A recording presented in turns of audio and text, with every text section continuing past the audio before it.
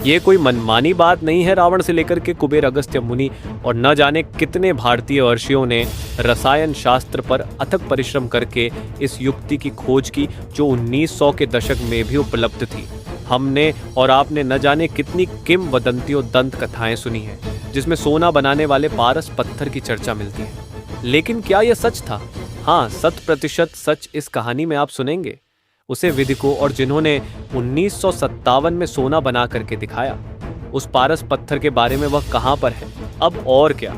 अभी भी बिना पारस पत्थर के भी तांबे से सोना बनाया जा सकता है? तो ले चलते हैं एक विचित्र रहस्यमय तथ्य की ओर। काशी के केदार घाट के ऊपर एक मोहल्ला है, नाम है खिन्नी तले।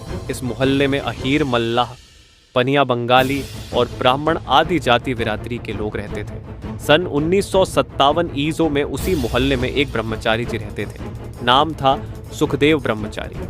वृद्ध थे लेकिन कद काठी मजबूत थी उनके शिष्यों की संख्या काफी के ऊपर ही समझे। सभी शिष्य सुख, समृद्ध और धन वैभव से पूर्ण संभावित लोग थे। सुखदेव ब्रह्मचारी नाम से आपके मानस पटल पर जो आध्यात्मिक भाव उत्पन्न होगा और जो रूप बनेगा, वैसा कदापि मत समझिएगा आप ब्रह्मचारी महाशय को। उस जमाने में उनका मकान सबसे अच्छा और सबसे सुंदर माना जाता था। लंबे चौड़े मकान में अकेले रहते थे अपने 2-3 सेवकों के साथ ब्रह्मचारी जी। उन सेवकों में एक का नाम था रामेश्वर। रामेश्वर जात का ठाकुर था और रहने वाला था बिहार का। आयु 25 के आसपास थी। मुझसे उसकी पटरी बैठती थी। उसी से मालूम हुआ कि ब्रह्मचारी जी का जीवन सुखमय है। राजसी ठाट बाट से रहते हैं। उनके धनी शिष्य लोग बहुत सारा रुपया उन्हें देते हैं। उनके पास किसी बात की कमी नहीं है। कम बोलते हैं, कम लोगों से मिलते हैं और प्रायः सजे धजे कमरे में भीतर से दरवाजा बंद कर रहते हैं। कमरे में अकेले क्या करते हैं यह किसी को नहीं मालूम। प्रायः मोहल्ले वाले यही समझते थे कि ब्रह्मचारी जी कमरे में साधना करते हैं।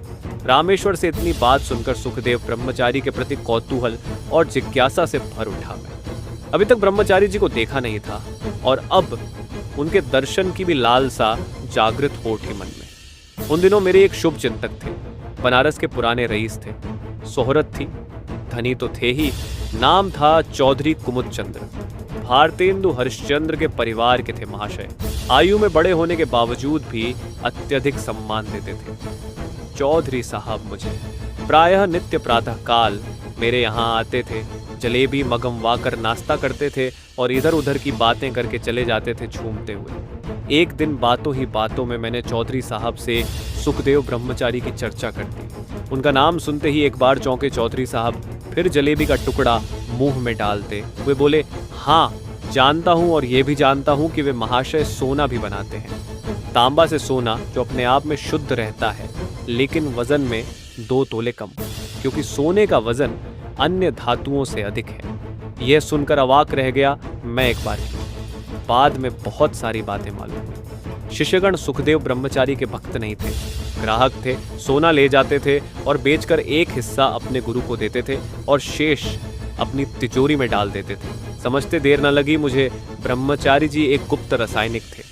रसायन विद्या के गूढ़ रहस्यों से परिचित थे, इसमें संदेह नहीं। काफी प्रयास के बाद मेरी लालसा पूरी हुई। चौधरी साहब के एक मित्र थे, चंद्रभूषण अग्रवाल। वे ब्रह्मचारी जी के शिष्य थे, मतलब कि उनके मुख्य ग्राहक थे। चौधरी साहब के कहने पर मुझे एक दिन ले गए ब्रह्मचारी जी के यहाँ अग्रवाल जी। 3 मंजिला मकान। पहली मंजिल में साधारण बैठक था। बीच वाली मंजिल में एक काफी लंबा चौड़ा कमरा था जो पूर्ण रूप से सुसज्जित था। उसी कमरे में अपने शिष्यों से मिलते जुलते थे और लेन देन की बातें होती थी। हाल अनुमे उस कमरे में 3 और ऊंची ऊंची खिड़कियां थीं। जमीन पर ईरानी कालीन बिछा हुआ था और उसी कीमती कालीन पर एक लंबी चौड़ी और सफेद मखमली चादर बिछी हुई थी।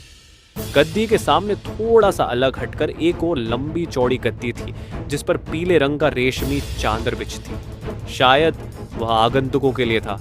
छत पर बेल्जियम की कीमती झाड़फानूस झूल रहा था। दीवार पर भगवान शंकर और नागार्जुन का बड़ा सा तैलचित्र लगा हुआ था।